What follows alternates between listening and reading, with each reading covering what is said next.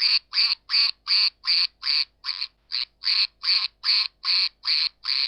on. This is wrong. Okay.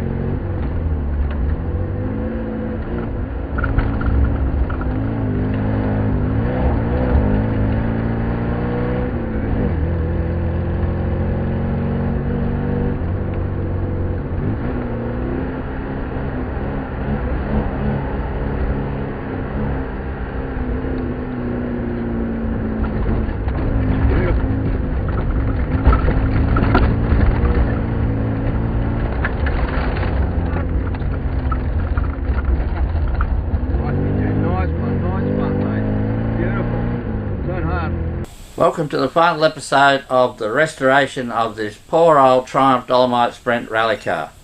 So let's have a bit of a wander around and see what's been done. Well, here we are in the engine bay. Now the engine has been rebuilt. It's been reconditioned, not hotted up. So it's been bored and ground and new parts and what have you, but it hasn't been hotted up. Still runs the twin SUs, still basically a dolly sprint engine. There has been quite a few mods over the years. There's an oil cooler over there that usually has a ducting to it to get air to that I haven't refitted yet.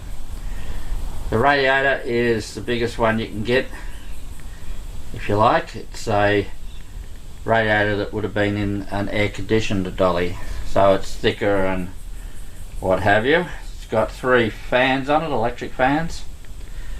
This here is a header tank that gives a head of coolant to the water pump and the radiator, which is very good for the cooling, which doesn't have any problems with this car these days. It has a Ford Escort master cylinder, twin circuit arrangement. It's running electric fuel pumps, so the fuel pump is down under the car, and a strut brace of course. And well, that's the underside of the dolly engine bay. Now there's a quotation up here. This is the product of a deranged imagination. Can anyone tell me where that quote's come from? Now let's have a look at the front suspension. Now the front suspension of the dolly is pretty as it was. It has a SPAC adjustable platform shock absorber, what's just called a heavy duty spring. The camber is adjusted by the lower wishbone. You just put some shims in there. The front radius arm is threaded, so it's adjustable, so you can adjust the caster. Of course the toe in toe out's done by the steering rack. Now the brakes, that's a Renault rotor, ventilated. It's off one of the rare little 2-door coupe Renaults that you just never see. It's machined to make it fit. Then there's an adapter plate between the rotor and the Triumph hub. The caliper is a Dolomite caliper that's packed out in order to take care of the extra thickness of the ventilated rotor. And there's a braided hose, flexible hose. Nylethane bushes. That's about it really for the front suspension. Now the rear suspension is well, just standard dolly. Has a SPAC adjustable platform shock absorber with a heavy duty spring, all nylethane bushes. The diff is a Triumph limited slip diff. Otherwise it's a fairly standard setup on the back. The disc brake conversion I bought from England as just a kit. It's a apparently Ford Sierra parts. And that's pretty well the rear suspension. The sway bar is a aftermarket sway bar. I think it's about 2mm thicker than an original. So that's the rear end. This is the boot area of the dolly. Batteries relocated to the boot. Now the boot is still set up from the last big event it did, which was the Southern Cross Gold Anniversary Rally. I think it was about a 6-day event, Sydney to Coffs Harbour. And that event we had to carry everything with us that was needed. Consequently, the toolbox and spare parts and everything else. Well, the interior of the dolly, it has an aluminium roll cage that no longer complies for it to be rallied, and I was in the process of doing some work on that roll cage, but that's one of the things that hasn't been continued with. I was in the process of adding some cross bracing and what have you. The rally style seats are pretty old and had their day, and it has an old halder in it, and a new Terra Trip, and as you can also see, it's not one of these stripped out bare essential type rally cars. It even has a CD player in it. Even though it's an aluminium roll cage, it's certainly quite an extensive one. Again, I was in the process of doing some extra bracing and what have you that now I'm not going to continue with, as the car can't be used in rallies anyway with an aluminium cage. Well, just as a matter of interest, that steering wheel, way back in the a very long time ago, I had a Mini Cooper S, and I then had a wrecked one for spare parts. That steering wheel came on that wrecked car. It then ended up on my Marina rally car and then onto the dolly.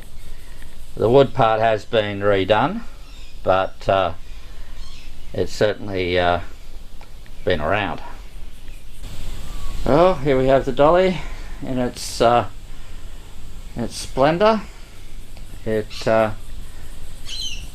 is certainly looking good, and for the most part rebuilt. I noticed some brake fluid on the ground under there, so something sprung a leak. It is a dolly after all, and the bonnet has got some louvers in it to let the heat out, as the sump guard interrupts the airflow. And the other bodywork, I guess, is this little rear spoiler, which I think looks absolutely wonderful. And another quotation. Can anyone tell me where that one comes from? If you plan to face tomorrow, do it soon. Well, now, I've owned this car for, I haven't worked it out, about 35 years I think. In that time it's done an enormous amount of motorsport. Now, 4 years ago was retirement time, and the original plan was to give the dolly a bit of a freshen up. It was pretty well as it was when it finished the 2016 Southern Cross Gold Anniversary Rally, and there was some repairs done to it that had problems during that event. The exhaust was broken and the brakes were funny. That was fixed up and the car was then used, but not so much for motorsport. Anyway, with retirement coming, the great plan was to give the dolly a refresh, just tidy up, fix anything that was wrong with it, make sure everything was fine, and then embark on a bit of a bucket list of racetracks I've never driven on. Now, within weeks of retirement, the virus hit, and we then had 2 years of nothing, lockdown. So there was no motorsport, no anything happening. On top of that, the lockdown thing had a byproduct of creating an enormous amount of work for some industries. The engine rebuilder was overrun with work, and the welder and mechanics were all overrun with work, and therefore it took a great deal of time to get anything done. Then as I started to do the freshen up, well, that became a big rabbit hole, as I should have expected, I guess, being a Triumph.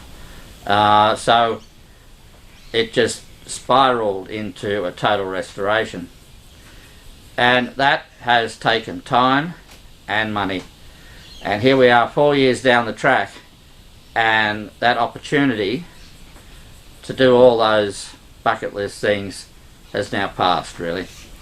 I am about to go from a self-funded retiree with an income up here to a old age pensioner with an income down there. So driving around the country, entering motorsporting events, I could have done 3 years ago, I can't do now.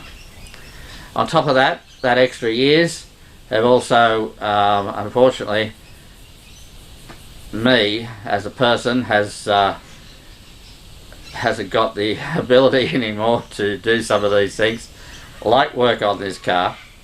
It is enormously hard to work on the dolly, it always has been, and it's also a little bit more finicky, and consequently I'm just not up to tackling working on this car. And the third problem I run into is the bureaucracy of the modern world. It's a rally car and it's got a roll cage in it, and I can't register it in that configuration. And there is no way in a million years I'm prepared to sacrifice its motorsporting history and pull the roll cage out. And a quirk of silliness, I can't register it as a rally car because it doesn't comply with the current rally rules, because it's got an aluminium roll cage in it. If I put a steel one in, I could register it as a rally car, no worries.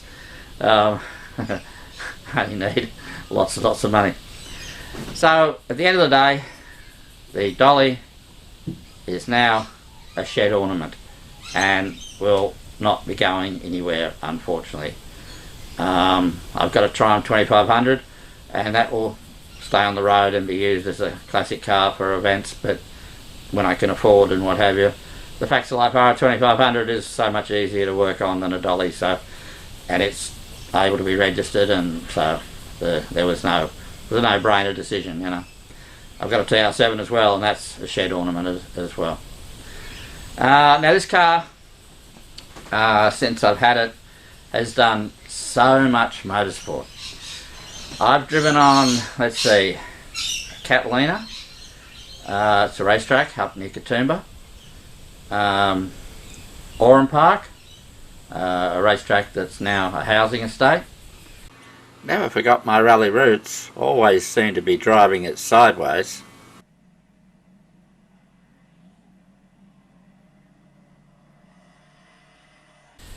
Amaroo Park, which is a racetrack that is now a housing estate. Amaroo was always a challenging circuit with so much to hit. My father was driving the Mini in front of me here, and to be fair, he slowed down to let me past. Eastern Creek, which is still there. Eastern Creek's a great venue. Its walls are so far away that there's not much chance of hitting anything. I think I spun on 3 different corners around Eastern Creek. This one here, turn 2 and further around I think it was turn 8. Always trying the limits. Wakefield Park, which is currently closed because of noise problems. I spent a day at Wakefield Park testing the dolly, changing springs and sway bars and wheels and tyres. The biggest change and the biggest improvement on the car was wheels and tyres, except for disconnecting the rear sway bar. That made it go straight ahead. Fairbairn Hill Climb in Canberra. Managed to spin it several times on different corners at this venue as well. My goodness, the car's aged better than I have.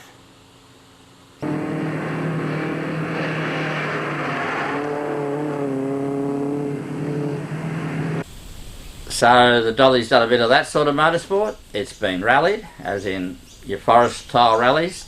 It's been rallied as in navigational events.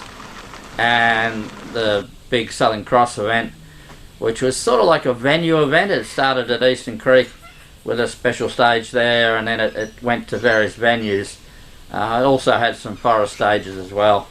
And during that event, we went to Wabawak Park, and Wabawak Park is a great venue. Competed here many times in the dolly over the years. Ringwood Hill Climb. Ringwood Hill Climb is a very challenging venue. Kempsey Hill Climb. Kempsey Hill Climb used to be part of the Pacific Highway, believe it or not. Rally Raceway. Rally Raceway, just south of Coffs Harbour. This was part of the Southern Cross Gold Anniversary Rally. The special stage here was using the circuit as well as some of the access roads. It was a great stage, suited the dolly. And at this point in the event, it was near the end of the event, and we were a bit more gung-ho, in as much as we weren't that worried about not finishing.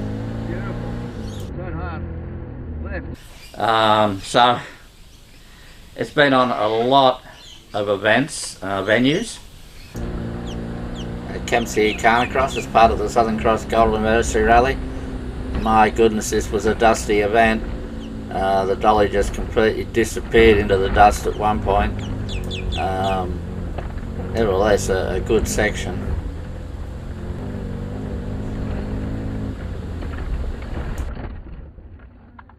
This is the Lower Bucka section of the Southern Cross Gold Anniversary Rally. Did it twice. Jim Pope, Peter Liston here in the Triumph Dolomite Sprint. Broken exhaust, long brake pedal at this point. And some smoke escaped from the dashboard at one point, but everything continued to work, so around there. Harbour in the background. I used it when I was surveying. I used to organise navigational events, and I used it as a survey car for that, and the sweep car when on the day. So it's, you know, plus normal car club stuff and car shows. You know, it's been a very big part of life in sort of the last 35 years. So it's a great shame that it's going to sit in a shed and not be used. Now I hear you say that cars like this shouldn't be sat in a shed. They should be used, and I am completely in agreement with that. I can't afford it. So I hear people say to me, "Oh, I'll sell it," you know. Well, it's worthless. What's it worth? $5 grand? Now $5 grand, if you don't have it, it's a lot of money, but in this day and age, it's not really a lot of money. My goodness, I put a new clutch in the Subaru the other day, and a new set of tyres, and 4 new shock absorbers, and they're $5 grand, pretty well gone. So, you know, I don't see the point in selling my lifetime of motorsports memories for $5 grand. It can sit here, and every time I walk in the shed, there it is. Now some people have suggested to me that I should sell it. Get someone else to enjoy it. Now, I don't really get the argument. Now, it's 35 years of my motorsporting history. Why would I sell it for $5 grand sort of thing? I don't get that, but I do sort of understand that it should be out and about. So what would happen if I did sell it? Well, I think there's a pretty good chance someone would buy it, use it for some sort of motorsport, super sprints or carnicrosses or something, until something broke on it, which happens on a regular basis with the dolly, and it would be too hard to fix or too expensive to fix, and the poor old thing would rust away in somebody's backyard. Now, I've seen this happen a number of times with both race cars and rally cars, and even with really nice road cars. They just get sold on to a non-enthusiast, and next thing you sort of see them advertised for way too much money, and they're just a pile of rust. Now that would be a sad end for the poor old dolly. Now the next possibility was someone would buy it and turn it into a road car. My goodness, that would be even worse of an end for the dolly. I really have a problem with people doing that. Some people do it, the facts like our road cars are probably worth more than it is as a rally car, but some people actually go to enormous lengths to hide the fact that it was once a race car or rally car, which I think is not very good. Others don't. Now, it wouldn't take much to convert it into a road car, pull the lights off, the sun guard off, roll cage out, put some proper seats back in it, blah blah blah. But it'd be a horrible thing to do, It has such a wealth of motorsport history. To undo that is just, it'd be like walking into the local pub and having Mick Jagger up there singing his heart out to 30 people who aren't listening. Horrible. So I don't like the sound of that. And of course the third possibility, someone would buy it and then sort of spend I reckon at least $10 to get it to rally ready. That would be a new roll cage seat belts. You need all sorts of other stuff these days, and then there's the new tyres and the registration process to get it on as a rally car rego, and $10 possibly even conservative, but someone might do that. But it's still a run around the tail end of the field, uncompetitive car, and I can't really see anyone doing that. But it's a possibility. Anyway, that's how I see it, and I don't like two of those sort of possibilities. So for me, it's better off sitting in the shed. So that's pretty well the dolly's future, is a shed ornament, a garage gnome, a trophy to my past, and that's the way it has to be, and I'm sort of not alright with it, but I'm going to live with it. And so the dolly's now rebuilt, so this is the final episode of this series of working on this car. It's been an adventure. It's a pity that I can't actually get it going and drive it, but that's life. And so I can't say tune in same duck time, same duck channel, because there won't be another one, but you could tune in next time, because I'm sure I'll be working on the 2500 at some point in the future. So bye for now.